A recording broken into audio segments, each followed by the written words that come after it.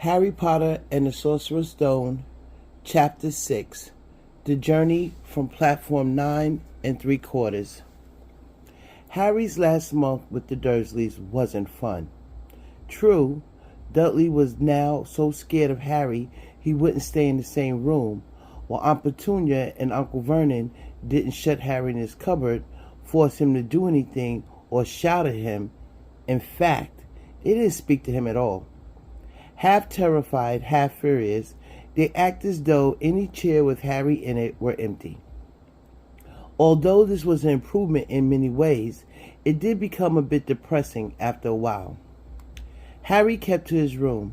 With his new owl for company, he had decided to call her Hedwig, a name he found in the history of magic.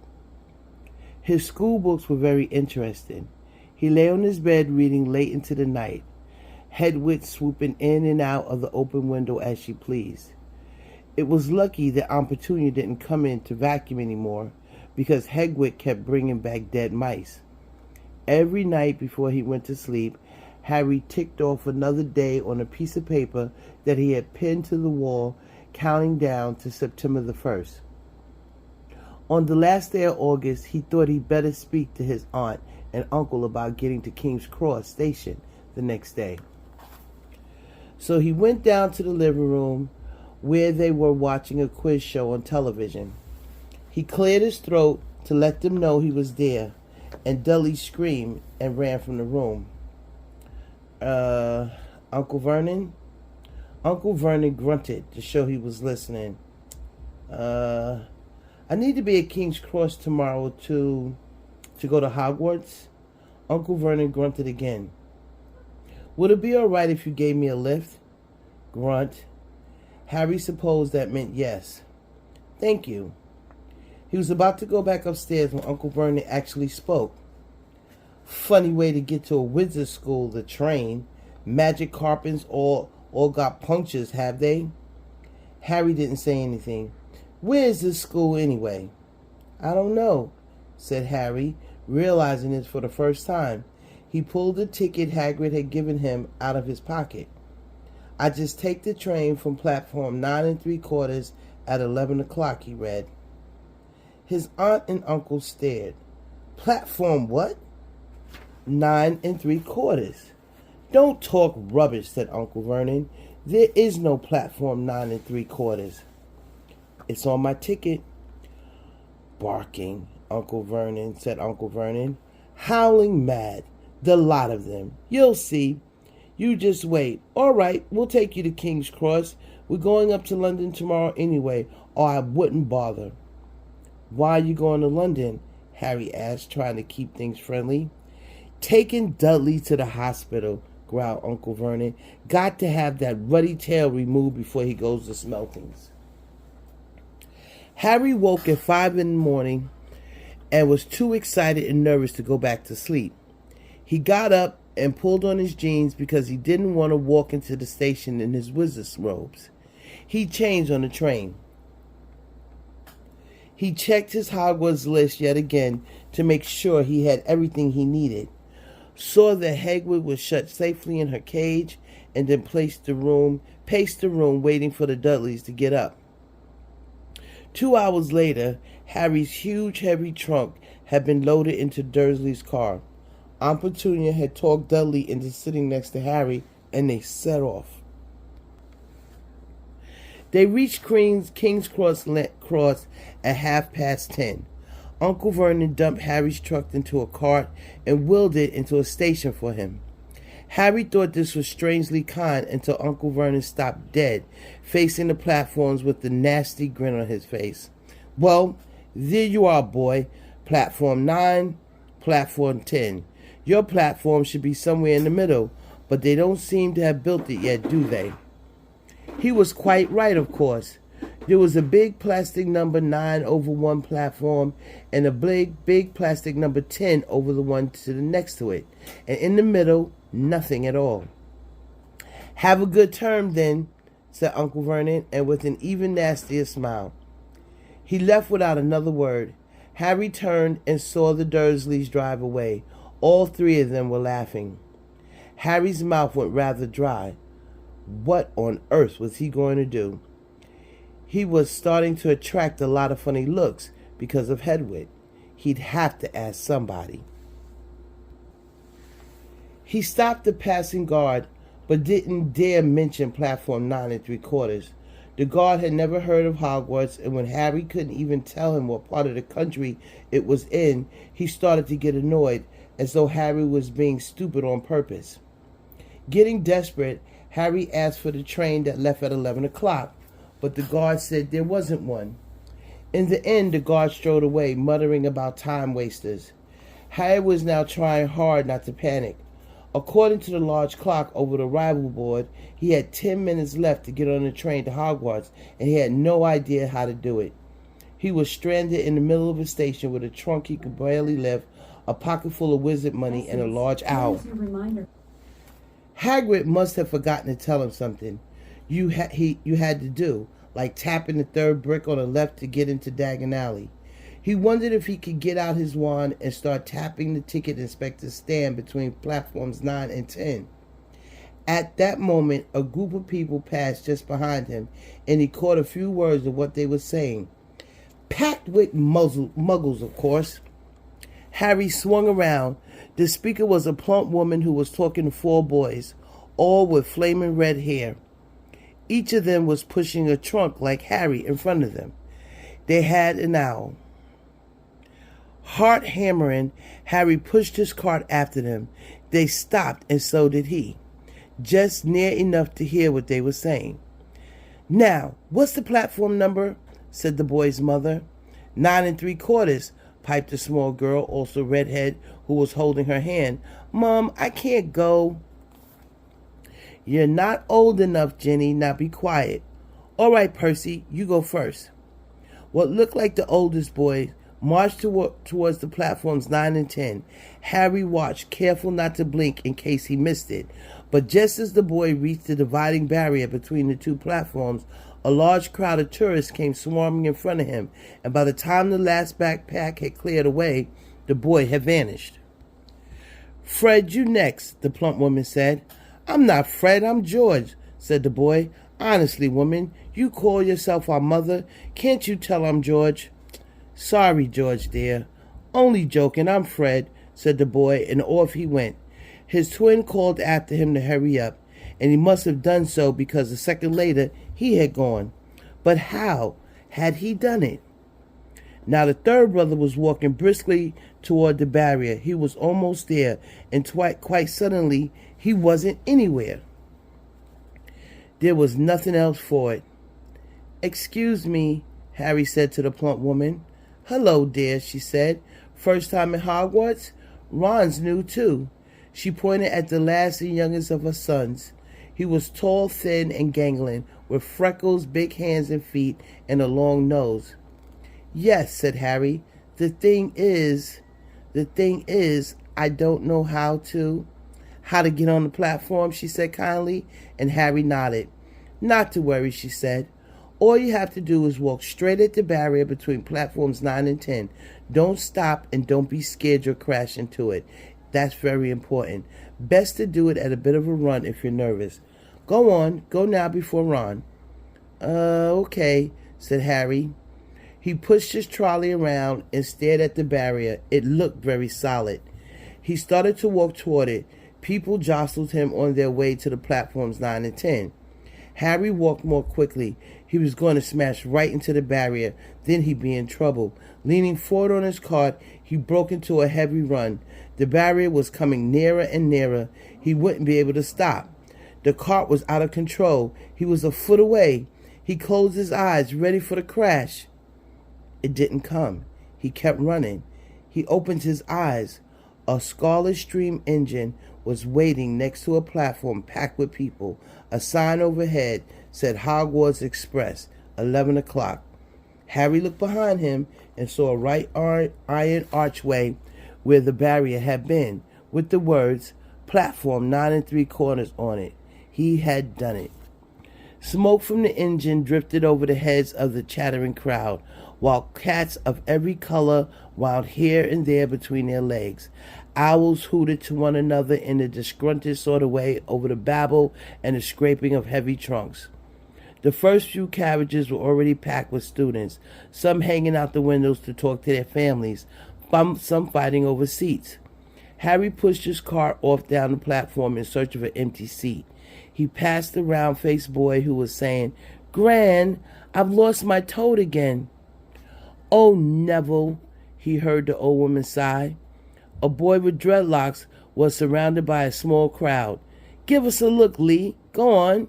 The boy lifted the lid of a box in his arms, and the people around him shrieked and yelled at something inside, poking out a long, hairy leg. Harry pressed on, though, through the crowd, until he found an empty compartment near the end of the train. He put Hagrid inside first and then started to shove and heave his trunk toward the train door. He tried to lift it up the steps, but could barely raise one end, and twice he dropped it painfully on his foot. One in hand, it was one of the redhead twins he followed through the barrier. "Yes, please," Harry panted. "Oi, Fred, come here and help." With the twins' help, Harry's trunk was at last tucked away in a corner of the compartment. "Thanks," said Harry, pushing the sweaty hair out of his eyes. "What's that?" said one of the twins suddenly, pointing at Harry's lightning scar. "Blimey," said the other twin.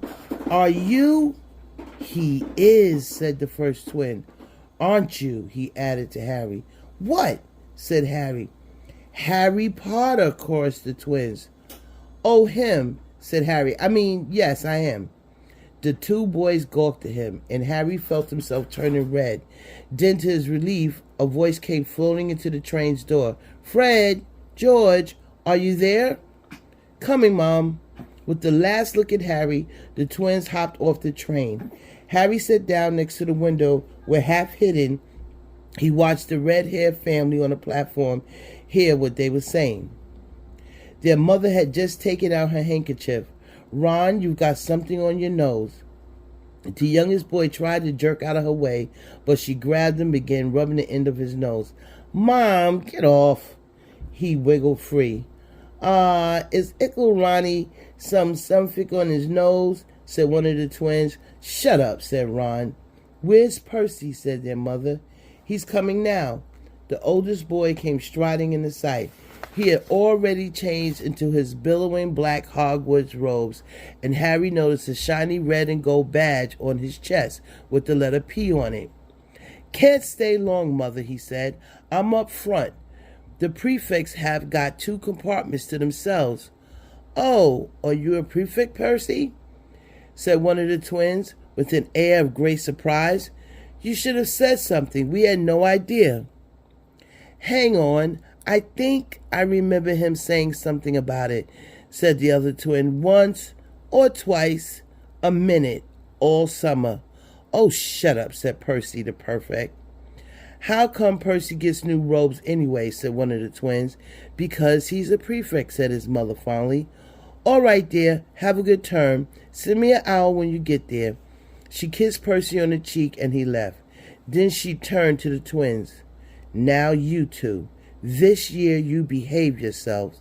If I get one more owl telling me you've blown up a toilet or..." "Blown up a toilet? We've never blown up a toilet." "Great idea though, Mom. Thanks." "It's not funny, and look after Ron." "Don't worry. Ickle Ronnie Kins is safe with us." "Shut up," said Ron again. He was almost as tall as the twins already, and his nose was still pink where his mother had rubbed it. "Hey, Mom, guess what?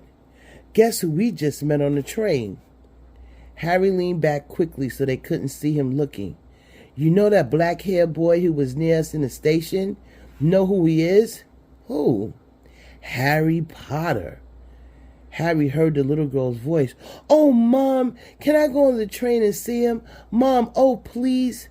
"You've already seen him, Jenny, and a poor boy isn't something you goggle at in the zoo." "Is he really, Fred? How do you know?" "Asked him. Saw his scar. It's really there, like lightning." "Poor dear. No wonder he was alone. I wondered." He was ever so polite when he asked how to get onto the platform. Never mind that. Do you think he remembers what you know who looks like? Their mother suddenly became very stern. I forbid you to ask him, Fred. No, don't you dare, as though he needs reminding of that on his first day at school. All right, keep your hair on. A whistle sounded. Hurry up, their mother said, and the three boys clambered onto the train. They leaned out of the window for her to kiss them goodbye, and their younger sister began to cry. Don't, Jenny. We'll send you loads of owls. We'll send you a Hogwarts toilet seat. George! Only joking, Mom. The train began to move. Harry saw the boy's mother and their sister, half laughing, half crying, running to keep up with the train until it gathered too much speed and she fell back and waved. Harry watched the girl and her mother disappear as the train rounded the corner. Houses flashed past the window. Harry felt a great leap of excitement. He didn't know what he was going to, but it had to be better than what he was leaving behind. The door of the compartment slid open and the younger red-headed boy came in. Anyone sitting here? He asked, pointing to the seat opposite Harry. Everywhere else is full. Harry shook his head and the boy sat down. He glanced at Harry and then looked quickly out the window, pretending he hadn't looked. Harry saw he still had a black mark on his nose. Hey, Ron, the twins were back. Listen, we're going down the middle of the train. Lee Jordan's got a giant tarantula down there. Right, mumbled Ron. Harry, said the other twin, did we introduce ourselves? Fred and George Weasley, and this is Ron, our brother. See you later, then. Bye, said Harry and Ron. The twins slid the compartment door shut behind them. Are you really Harry Potter? Ron blurted out. Harry nodded. Oh, well, I thought it might be one of Fred and George's jokes, said Ron. And you really got, he pointed at Harry's forehead. Harry pulled his bangs to show the lightning scar. Ron stared. So that's where you know who... Yes, said Harry, but I can't remember it. Nothing? Said Ron eagerly. Well, I remember a lot of green light, but nothing else. Wow, said Ron. He sat and stared at Harry for a few moments. Then, as though he had suddenly realized what he was doing, he looked quickly out of the window again. Are all your family wizards? Asked Harry, who found Ron just as interesting as Ron found him. Yes, I think so, said Ron. I think Mom got a second cousin who's an accountant, but we never talk about him. So you must know loads of magic already. The Weasleys was clearly one of those old wizarding families the pale boy in Diagon Alley had talked about. I heard you went to live with Muggles, said Ron. What are they like? Horrible. Well, not all of them. My aunt and uncle and cousin are, though. Wish I had 3 wizard brothers. 5, said Ron. For some reason, he was looking gloomy. I'm the 6th in our family to go to Hogwarts. You could say I've got a lot to live up to. Bill and Charlie have already left. Bill was head boy. Charlie was captain of Quidditch. Now, Percy's a perfect. Fred and George mess around a lot, but they still get really good marks, and everyone thinks they're really funny. Everyone except me. Everyone expects me to do well as the others. But if I do, it's no big deal, because they did it first. You never get anything new either with 5 brothers. I've got Bill's old robes, Charlie's old wand, and Percy's old rat. Ron reached inside his jacket and pulled out a fat gray rat, which was asleep. His name is Scabbers, and he's useless. He hardly ever wakes up.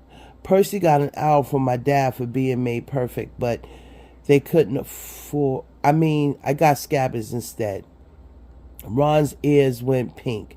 He seemed to think he said too much, because he went back to staring out the window. Harry didn't think there was anything wrong with not being able to afford an owl. After all, he never had money in his life until a month ago, and he told Ron so, all about having to wear Dudley's old clothes and never getting proper birthday presents. This seemed to cheer Ron up.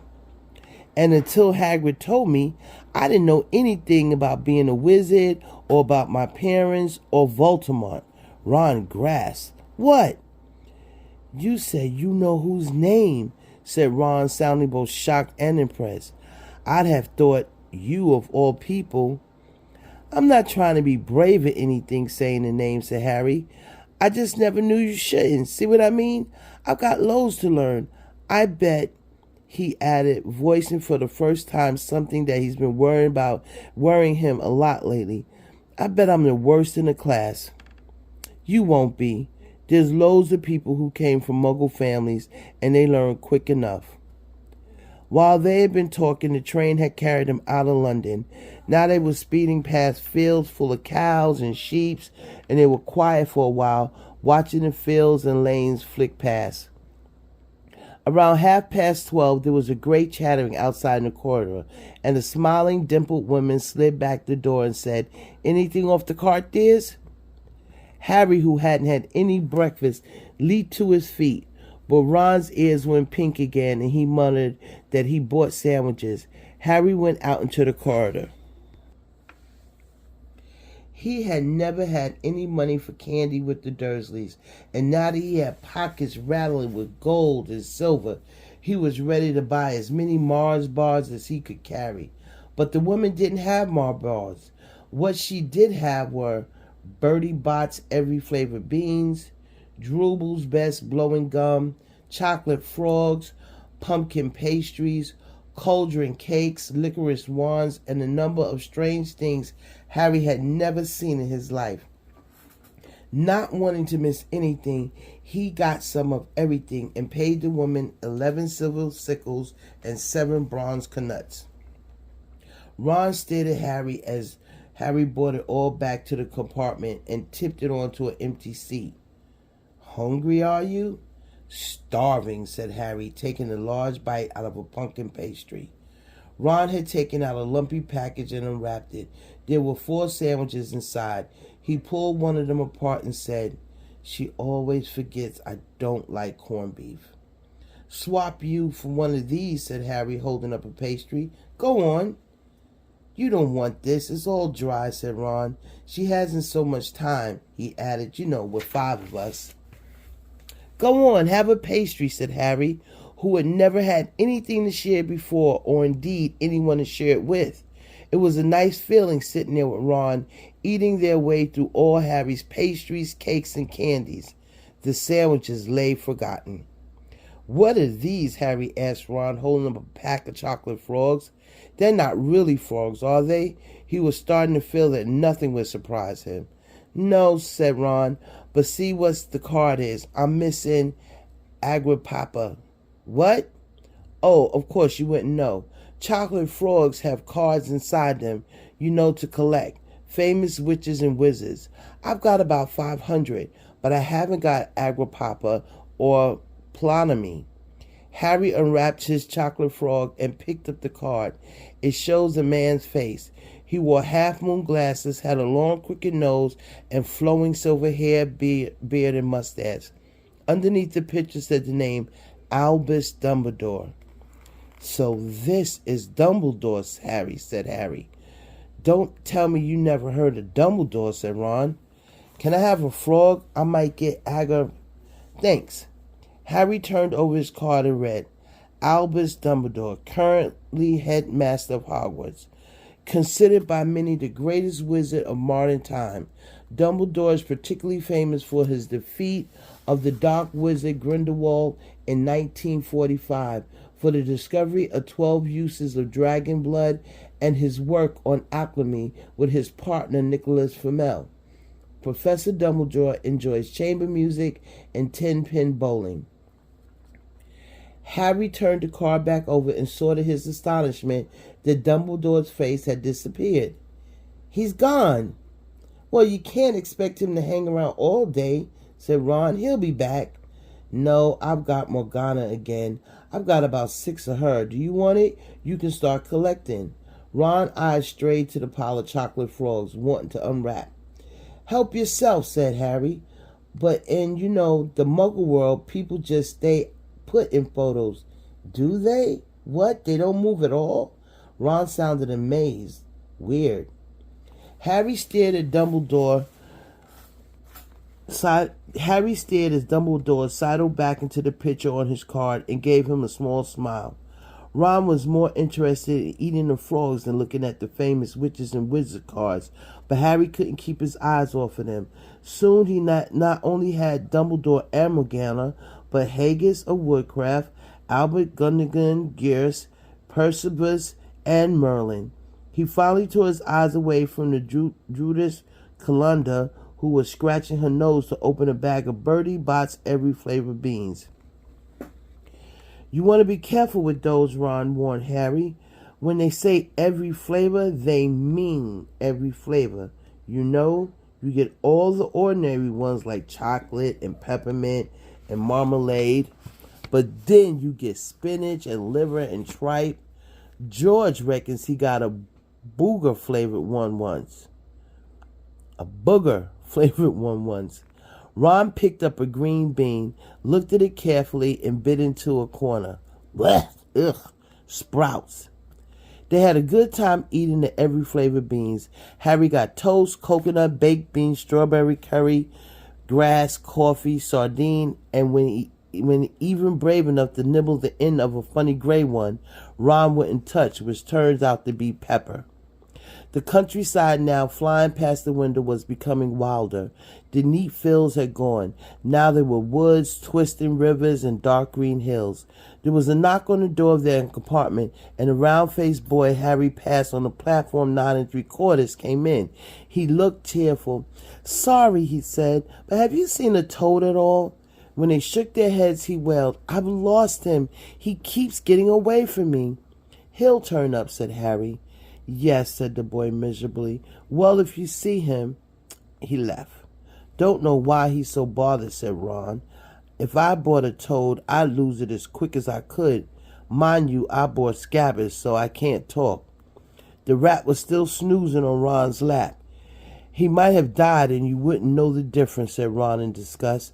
"I tried to turn him yellow yesterday to make him more interesting, but the spell didn't work. I'll show you. Look." He rummaged around in his trunk and pulled out a very battered-looking wand. It was chipped in places and something white was glistening at the end. Unicorn hairs nearly poking out. Anyway, he had just raised his wand when a compartment door slid open again. The toadless boy was back, but this time he had a girl with him. She was already wearing her new Hogwarts robes. "Has anyone seen a toad? Neville's lost one," she said. She had a bossy sort of voice, lots of bushy hair, and rather large front teeth. "We've already told him we haven't seen it," said Ron, but the girl wasn't listening. She was looking at the wand in his hand. "Oh, are you doing magic? Let's see it then." She sat down. Ron looked taken aback. All right." He cleared his throat. "Sunshine daisies, butter mellow, turn this stupid fat rat yellow." He waved his wand, but nothing happened. Scabbers stayed gray and fast asleep. "Are you sure that's a real spell?" said the girl. "Well, it's not very good, is it? I've tried a few simple spells myself, just for practice, and it's all worked for me. Nobody in my family's magic at all. It was ever such a surprise when I got my letter. But I was ever so pleased, of course. I mean, it's the very best school of witchcraft there is, I've heard. And I've learned all our course books by heart, of course. I just hope it will be enough. I'm Hermione Granger, by the way. Who are you?" She said all this very fast. Harry looked at Ron and was relieved to see by his stunned face that he hadn't learned all the course books by heart either. "I'm Ron Weasley," Ron muttered. "Harry Potter," said Harry. "Are you really?" said Hermione. "I know all about you, of course. I got a few extra books for background reading, and you're in modern magical history and the rise and fall of the dark arts and great wizarding events of the 12th century." "Am I?" said Harry, feeling dazed. "Goodness, didn't you know? I'd found out everything I could if it was me," said Hermione. "Do either of you know what house you'll be in? I've been asking around, and I hope I'm in Gryffindor. It sounds by far the best. I hear Dumbledore himself was in it, but I suppose Ravenclaw wouldn't be too bad. Anyway, we better go and look for Neville's toad. You two have better change, you know. I expect we'll be there soon. And she left, taking the toadless boy with her. Whatever house I'm in, I hope she's not in it, said Ron. He threw his wand back in his trunk. Stupid spell. George gave it to me. Bet he knew it was a dud. What house are your brothers in? Asked Harry. Gryffindor, said Ron. Gloom seemed to be settling on him again. Mom and Dad were in it too. I don't know what they'll say if I'm not. I don't suppose Ravenclaw would be too bad, but imagine if they put me in Slytherin. That's the house you know who was in? Yeah, said Ron. He flapped back in his seat, looking depressed. I think the ends of Scabbard's whiskers are a bit lighter, said Harry, trying to take Ron's mind off houses. So what do your oldest brothers do now that they left anyway? Harry was wondering what a wizard did once he finished school. Charlie's in Romania studying dragons, and Bill's in Africa doing something for Gringotts, said Ron. Did you hear about Gringotts? It's been all over the Daily Prophet, but I don't suppose you get that with the Muggles. Someone tried to rob a high-security vault. Harry stared. Really? What happened to them? Nothing. That's why it's such big news. They haven't been caught. My dad says it must have been a powerful dark wizard to get round Gringotts, but they don't think they took anything. That's what's odd, because everyone gets scared when something like this happens in case you know who's behind it. Harry turned this news over in his mind. He was starting to get a prickle of fear every time you know who was mentioned. He supposed this was all part of entering the magical world, but it had been a lot more comfortable saying Voldemort without worrying. What's your Quidditch team? Asked Ron. I don't know any, Harry confessed. What? Ron looked dumbfounded. Oh, you wait. It's the best game in the world.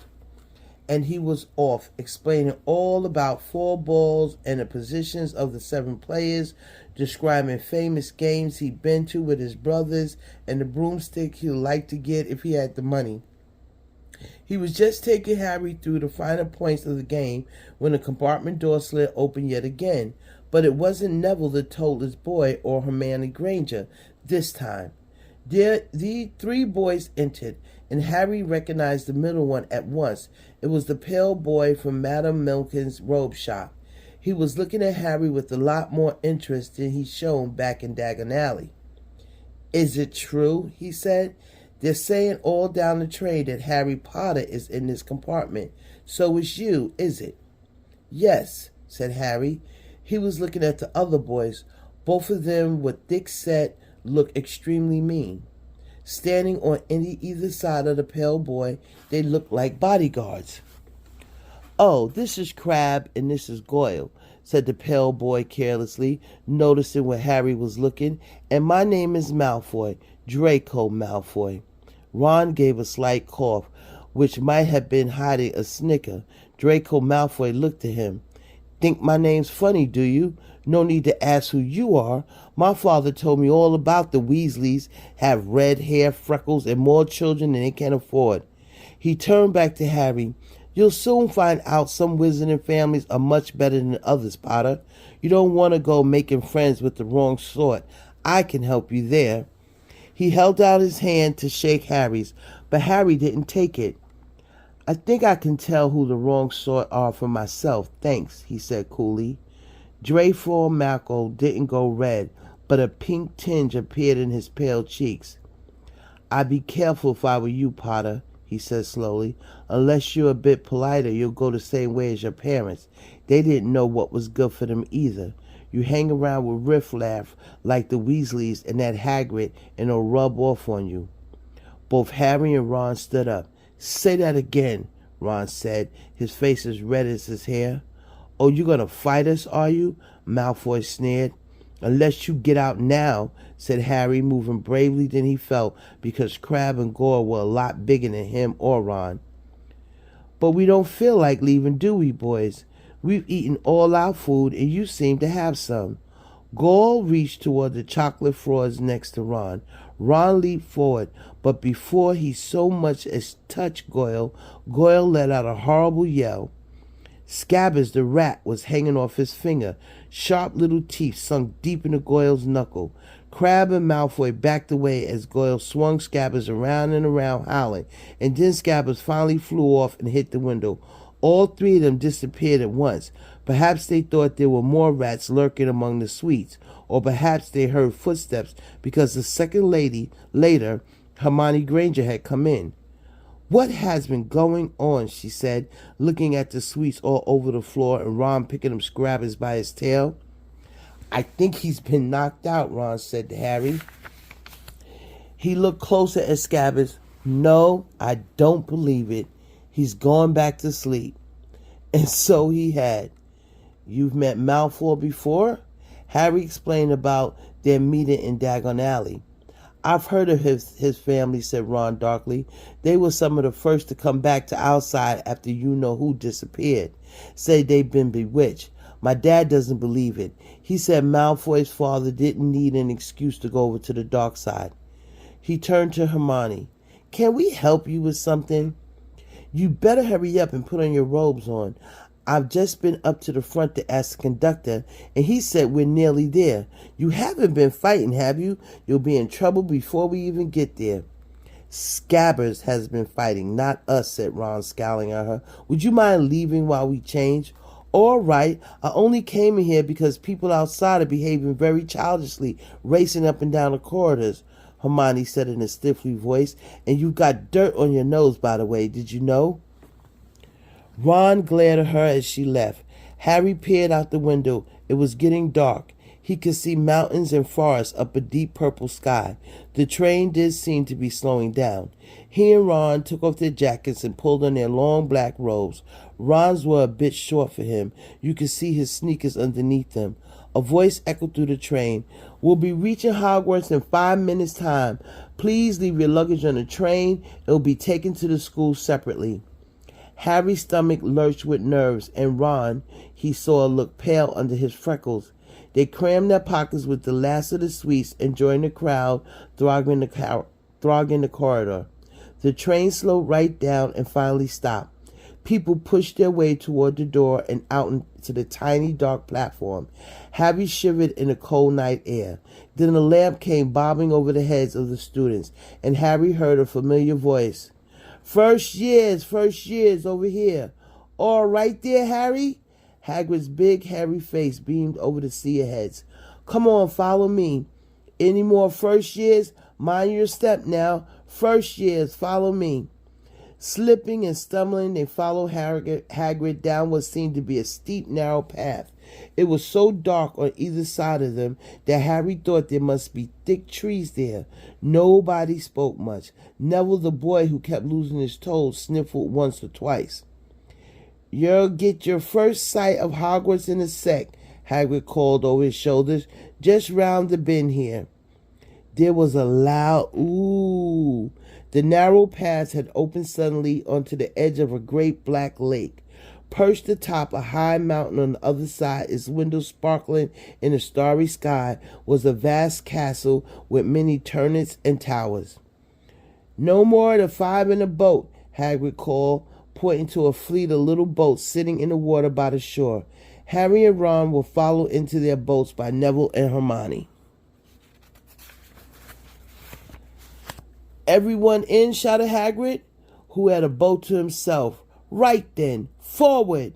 And the fleet of little boats moved off all at once, gliding across the lake, which is as smooth as glass. Everyone was silent, staring up at the great castle overhead. It towered over them as they sailed nearer and nearer to the cliff on which it stood. "Heads down!" yelled Hagrid as the first boats reached the cliff. They all bent their heads, and the little boats carried them through a curtain of ivy that hid a wide opening in the cliff face. They were carried along a dark tunnel which seemed to be taking them right underneath the castle, until they reached a kind of underground harbor where they clambered out into the rocks and pebbles. "Oi, you there! Is that your toad?" said Hagrid, who was checking the boats as people climbed out of them. "Trevor!" cried Neville blissfully, holding out his hands.